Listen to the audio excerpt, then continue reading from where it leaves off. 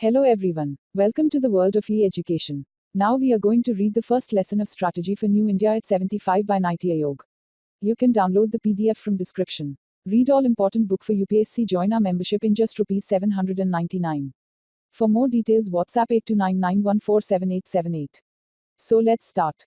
Lesson 1. Growth. Objectives. Steadily accelerate the gross domestic product (GDP) growth rate to achieve a target of about 8% during 2018-23. Note that this target has been set to catalyze policy action and does not represent a forecast. This will raise the economy's size in real terms from $2.7 trillion United States dollars in 2017-18 to nearly $4 trillion United States dollars by 2022-23. Besides having rapid growth, which reaches 9 to 10% by 2022-23, it is also necessary to ensure that growth is inclusive, sustained, clean and formalized.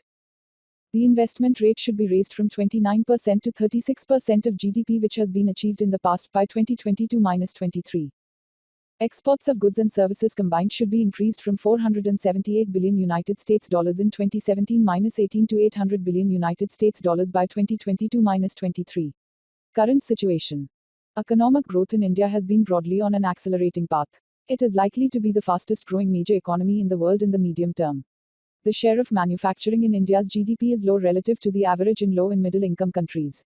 It has not increased in any significant measure in the quarter century after economic liberalization began in 1991. Within manufacturing, growth has often been highest in sectors that are relatively capital intensive, such as automobiles and pharmaceuticals. This stems from India's inability to capitalize fully on its inherent labor and skill cost advantages to develop large-scale labor-intensive manufacturing. Complex land and labor laws have also played a notable part in this outcome. There is a need to increase the pace of generating good quality jobs to cater to the growing workforce, their rising aspirations and to absorb out migration of labor from agriculture. The positive news is that high growth rate has been achieved with strong macroeconomic fundamentals including low and stable rates of inflation and a falling fiscal deficit. However, along with macroeconomic stability, the sufficient condition for escalating growth is to continue with the structural reforms that address the binding constraints for a more robust supply-side response. Constraints. Overall, growth can be accelerated by a number of measures across different policy areas, which have been detailed in different chapters of the strategy for 2022-23. This chapter focuses on the macroeconomic drivers of growth. Way forward 1. Raising investment rates to 36% by 2022-23. To raise the rate of investment gross fixed capital formation as a share of GDP, from about 29% in 2017-18 to about 36% of GDP by 2022-23, a slew of measures will be required to boost both private and public investment. Figure 1.1 India's real GDP growth. India's tax GDP ratio of around 17% is half the average of OECD countries, 35%, and is low even when compared to other emerging economies like Brazil, 34%, South Africa, 27%, and China, 22%. To enhance public investment, India should aim to increase its tax GDP ratio to at least 22% of GDP by 2022-23. Demonetization and GST will contribute positively to this critical effort. In addition, efforts need to be made to rationalize direct taxes for both corporate tax and personal income tax. Simultaneously, there is a need to ease the tax compliance burden and eliminate direct interface between taxpayers and tax officials using technology. In 2016-17, the share of government, central and state combined capital expenditure in total budget expenditure was 16.2%, and government's contribution to fixed capital formation was close to 4% of GDP. This needs to be increased to at least 7% of GDP by 2022-23 through greater orientation of expenditure towards productive assets and minimizing the effective revenue deficit. States could also undertake greater mobilization of own taxes such as property tax and taking specific steps to improve administration of GST to increase tax collections. Two areas in which higher public investment will easily be absorbed are housing and infrastructure. Investment in housing, especially in urban areas, will create very large multiplier effects in the economy. Investment in physical infrastructure will address long-standing deficiencies faced by the economy. Sector-specific measures are mentioned in corresponding chapters. The government has taken significant measures to attract foreign direct investment by easing caps on the extent of permissible stakeholding and the norms of approval. By 2022-23, the government may consider further liberalizing FDI norms across sectors. Domestic savings can be complemented by attracting foreign investment in bonds and government securities. Regulatory limits can be relaxed for rupee-denominated debt. The government should continue to exit central public sector enterprises, CPSEs, that are not strategic in nature. Inefficient CPSEs surviving on government support distort entire sectors as they operate without any real budget constraints. The government's exit will attract private investment and contribute to the exchequer, enabling higher public investment. For larger CPSEs, the goal should be to create widely held companies by offloading stake to the public to create entities where no single promoter has control. This will both improve management efficiency and allow government to monetize its holdings with substantial contribution to public finances. Private investment needs be encouraged in infrastructure through a renewed public-private partnership (PPP) mechanism on the lines suggested by the Kelkar Committee. 2. Macroeconomic stability through prudent fiscal and monetary policies. Sustained high growth requires macroeconomic stability, which is being achieved through a combination of prudent fiscal and monetary policies. The government has targeted a gradual lowering of the government debt to GDP ratio. It will help reduce the relatively high interest cost burden on the government budget, bring the size of India's government debt closer to that of other emerging market economies, and improve the availability of credit for the private sector in the financial markets. But even as lowering of debt and limiting fiscal deficit are important, the government should be flexible in its approach towards setting annual targets based on prevailing economic conditions. This approach is enshrined in the existing Fiscal Responsibility and Budget Management (FRBM) architecture that has built in flexibility in the form of adequately defined escape and buoyancy clauses. Targets should take cognizance of the stage of the business cycle, and fiscal deficit and borrowing targets should not be set in isolation. The effective revenue deficit should be brought down as rapidly as possible. Capital expenditure incurred for the health and education sectors, which in effect builds human capital, should be excluded from estimates of revenue expenditure. This will increase government savings.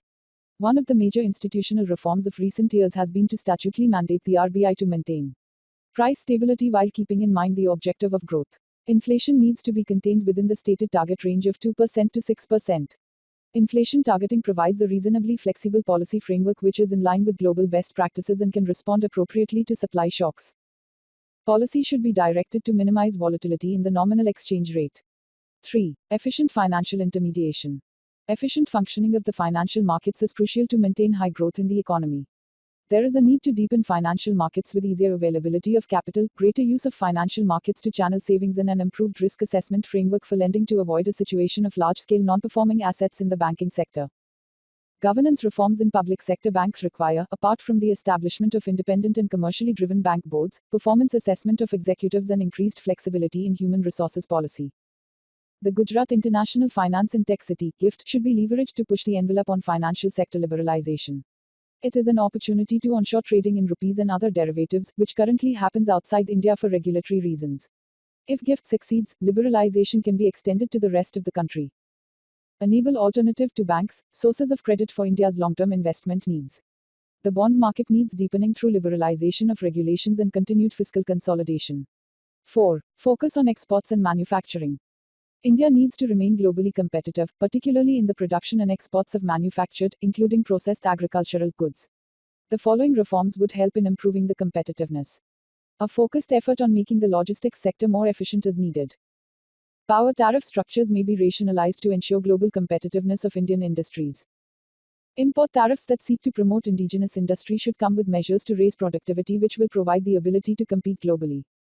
Improve connectivity by accelerating the completion of announced infrastructure projects. Enhancing physical connectivity will help reduce delivery times and improve global connectivity and the reach of our exporters. By 2022-23, we should complete projects that are already underway such as the Delhi-Mumbai Industrial Corridor (DMIC) and dedicated freight corridors. Work with states to ease labor and land regulations. In particular, we should introduce flexibility in labor provisions across sectors. All state governments should speedily implement fixed-term employment (FTE) that has now been extended to cover all sectors. The government has recently established a dedicated fund of 5,000 crore Indian rupees for enhancing 12 champion services sectors.